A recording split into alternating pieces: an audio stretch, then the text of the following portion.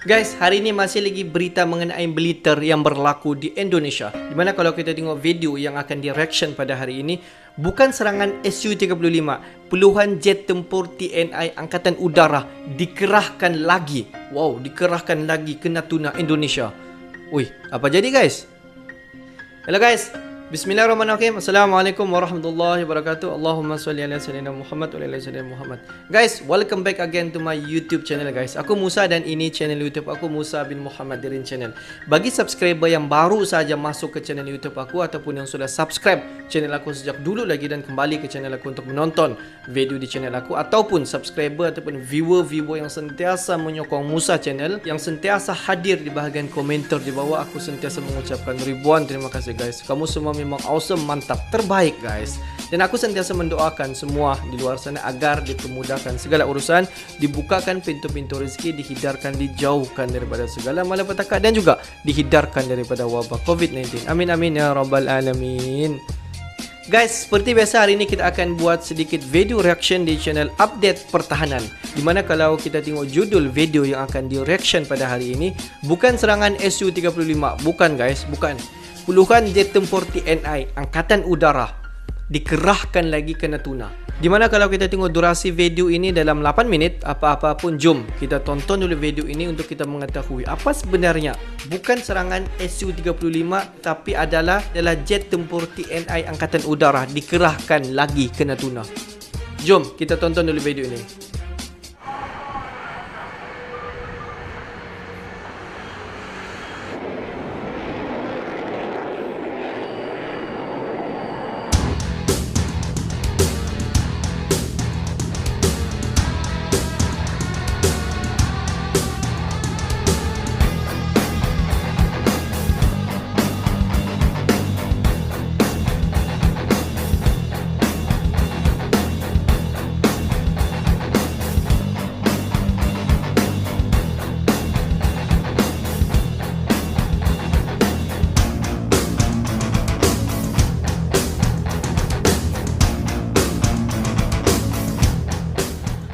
Sukhoi Su-35 yang bakal dibeli Indonesia lebih mahal dibandingkan milik Mesir. Ternyata inilah alasannya. Pesawat tempur buatan Rusia Sukhoi Su-35 menjadi incaran banyak negara termasuk di Indonesia. Sejak tahun 2017 lalu, Indonesia telah mencanangkan rencana untuk membeli Sukhoi Su-35 untuk memperkuat pertahanan Tentara Nasional Indonesia Angkatan Udara. Sukhoi Su-35 sendiri merupakan salah satu pesawat tempur terbaik dan tercanggih di dunia. Dilansir dari zona jakarta.com dari laman Military Today, pesawat tempur multiperan Su-35 adalah versi Su-27 yang dikembangkan secara signifikan. Pesawat ini ditawarkan untuk ekspor sebagai pengganti pesawat tempur Su-27 dan MiG-29 pada tahun 2012 telah diadopsi oleh Angkatan Udara Rusia. Su-35 adalah pejuang yang sangat cepat dan sangat bermanuver. Dengan jarak yang sangat jauh, kemampuan ketinggian tinggi dan persenjataan yang berat, Su-35 dapat membawa sejumlah senjata, memiliki 12 cantelan sayap dan dapat membawa persenjataan dengan berat maksimum hingga 8.000 kg. Mesinnya yang besar dan bertenaga memberikan kemampuan super cruise untuk waktu yang lama. Mesinnya juga memungkinkan untuk mencapai kecepatan supersonik tanpa menggunakan afterburner. Mesin punya vektorin dorong 3 dimensi dan membuat pesawat ini sangat bermanuver. Rencana Indonesia membeli Su-35 untuk menggantikan armada F-5 Tiger II yang telah pensiun. Su-35 yang bakal dibeli Indonesia nantinya akan ditempatkan di Skuadron Udara 14 TNI Angkatan Udara. Pada Agustus 2018 lalu, Deputy Director of the Air Force Department Rusia, Silapkov Yuri mengunjungi Skuadron Udara 14. Kala itu ia mengecek kesiapan skuadron untuk mengoperasikan Su-35. Pada kesempatan tersebut, Silapkov Yuri ditemani Kepala Dinas Pengamanan dan Sandi TNI Angkatan Udara yang saat itu dijabat oleh Marsikal Pertama TNI Andi Kustoro. Survei dimaksudkan untuk menentukan lokasi dan kebutuhan yang akan dipersiapkan oleh pihak pabrikan pesawat Sukhoi Su-35, yaitu Komsomolos on Amur Aircraft Plantation, ucap Mayor Khusus Hamdi Londong saat masih menjabat sebagai Kepala Penerangan Pangkalan Udara TNI AU Iswahyudi seperti dikutip dari Antara. Diketahui 11 unit Su-35 yang akan dibeli Indonesia bakal menelan anggaran 1,14 miliar dolar Amerika Serikat. Kendati demikian, hal tersebut menuai pertanyaan tak kalah Mesir belakangan membeli Su-35 dengan harga yang murah. Dan dikutip dari kanal YouTube Liqma Milteh, Angkatan Udara Mesir mendapatkan 24 unit Su-35 dengan harga total $2 miliar Amerika Serikat. Itu artinya harga per pesawat bagi Angkatan Udara Mesir senilai $85 juta Amerika Serikat atau sekitar 1,2 triliun rupiah. Indonesia membeli 11 unit Su-35 seharga 1,14 miliar Amerika Serikat. Dan sekilas total harga Indonesia mendapatkan yang murah, namun jika dihitung harga pesawat per unit Indonesia lebih mahal karena dibanderol 1,4 triliun rupiah. Lalu apa penyebab harga Su-35 lebih mahal jika dibeli Indonesia dibandingkan saat dibeli oleh Angkatan Udara Mesir? Perlu diketahui sebelumnya bahwa membeli pesawat tempur sangatlah kompleks persyaratannya. Hampir tidak ada angka pasti dari harga sebuah pesawat tempur. Beragam faktor mulai dari jumlah pembelian, spesifikasi teknis, kelengkapan persenjataan, paket pelatihan, hingga hubungan politik antara negara penjual dan pembeli sangat mempengaruhi harga dari pesawat tempur, ucap Liqma Milteh. Terlebih lagi 50% dari pembayaran Indonesia akan menggunakan skema barter atau imbal dagang. Lebih lanjut untuk spesifikasi pesawat jelas mempengaruhi harga. Bodi pesawat boleh sama, namun ternyata bermacam perangkat dan jeroan avionik Su-35 bisa request dari yang kualitas biasa sampai yang premium hingga paket senjata ketengan atau lengkap. Misalnya saja Su-35S yang dipakai oleh Angkatan Udara Rusia, harga per unitnya dipastikan lebih mahal dari yang dimiliki Indonesia dan Mesir lantaran apa yang disematkan oleh Kenapo di sana pastilah barang premium. Untuk itulah tidak perlu diambil pusing mengenai harga Su-35 yang akan dibeli Indonesia jika kelewat mahal lantaran setiap negara punya anggaran pertahanan yang berbeda-beda. Rafale diduga menembak jatuh jet tempur Su-35. Pada sebuah latihan Angkatan Udara Mesir baru-baru ini, jet tempur Rafale diduga menembak jatuh Su-35. Tentunya hal ini menjadi hal yang sangat mengejutkan karena keduanya pun sama-sama adalah pesawat tempur canggih di dunia saat ini.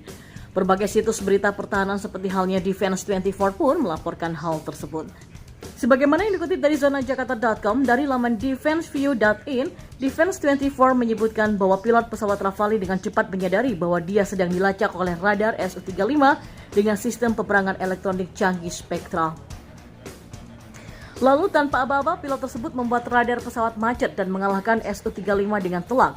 Defense24 menuliskan bahwa pilot Su-35 tidak dapat mengendalikan senjata pesawatnya, sementara di sisi lain pilot Rafale mudah melacak musuh dan berakhir menembaknya. Namun demikian, di sisi lain Kementerian Pertahanan Mesir tidak pernah merilis informasi tentang pelatihan pertempuran udara ini. Bersama dengan itu, para ahli militer Rusia pun angkat bicara dan membeberkan hal lain dari apa yang dilaporkan Defense24.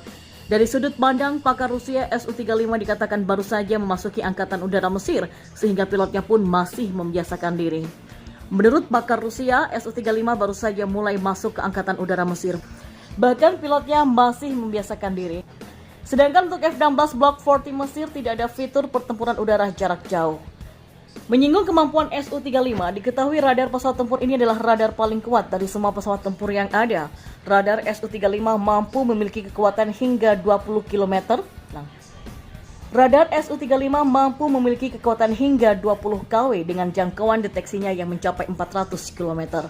Dengan target seperti Rafale, maka jarak deteksi target adalah 270 km. Sementara itu, radar Rafale hanya bisa mendeteksi Su-35 pada jarak 120 km saja. Dalam hal ini sangat jelas bahwa pilot Su-35 mendeteksi terlebih dahulu dan menembak terlebih dahulu, dan inilah yang membuat Su-35 berada dalam situasi yang menguntungkan. Meskipun demikian, sampai berita ini diturunkan belum ada keterangan resmi soal pertempuran udara yang dilakukan oleh Angkatan Udara Mesir ini. Di sisi lain, Rafale dengan sistem peperangan elektroniknya Spectra memang tidak bisa lagi diragukan. Bersama Spectra, Rafale dipastikan punya perlindungan diri yang tinggi untuk melawan ancaman sebagaimana yang dikutip dari situs Thales Group. Spectra yang dibuat Thales dengan mitra MBDA ini menjadi suite bantuan pertahanan terintegrasi multispektral. Spectra sendiri bekerja di seluruh domain elektromagnetik, laser dan inframerah menggunakan fusi data pintar dari sensor multispektra untuk memberikan identifikasi, lokasi, jamming, dan decoying terhadap berbagai ancaman.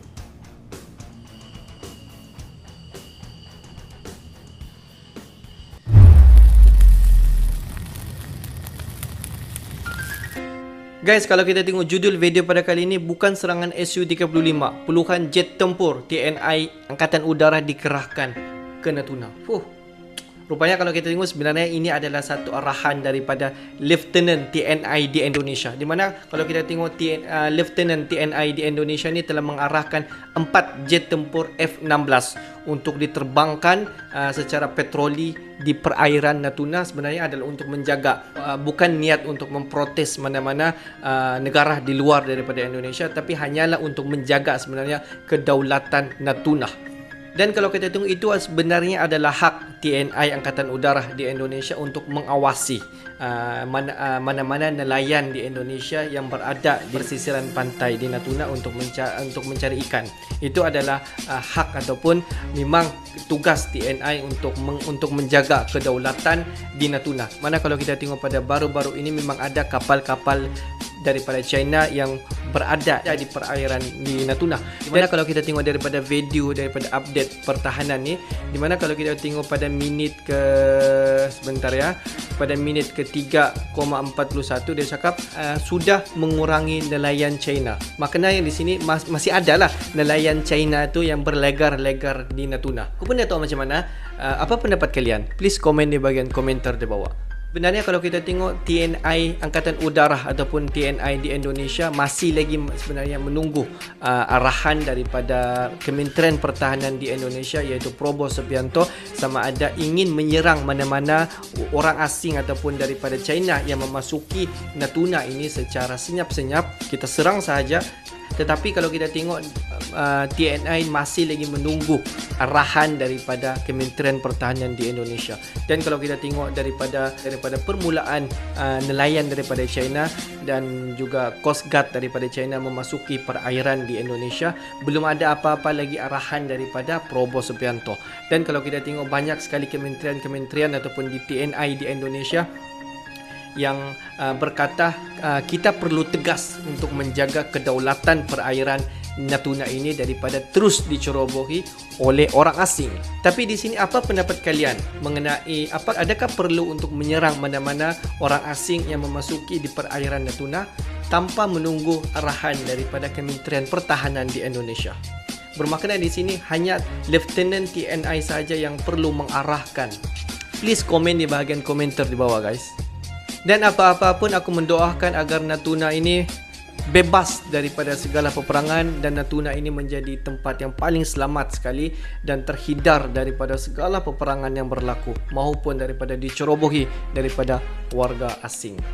Oke guys, untuk hari ini itu saja sedikit information daripada Musa Channel yang menonton video aku dari mula sehingga selesai. Aku mengucapkan ribuan terima kasih guys. Kamu memang awesome, mantap, terbaik. Tapi yang belum lagi klik button subscribe, please to klik button subscribe, like dan komen di bagian komentar di bawah. Oke guys, akhir kata daripada Musa Channel. Thanks for watching my video. Assalamualaikum warahmatullahi wabarakatuh. See you the next video.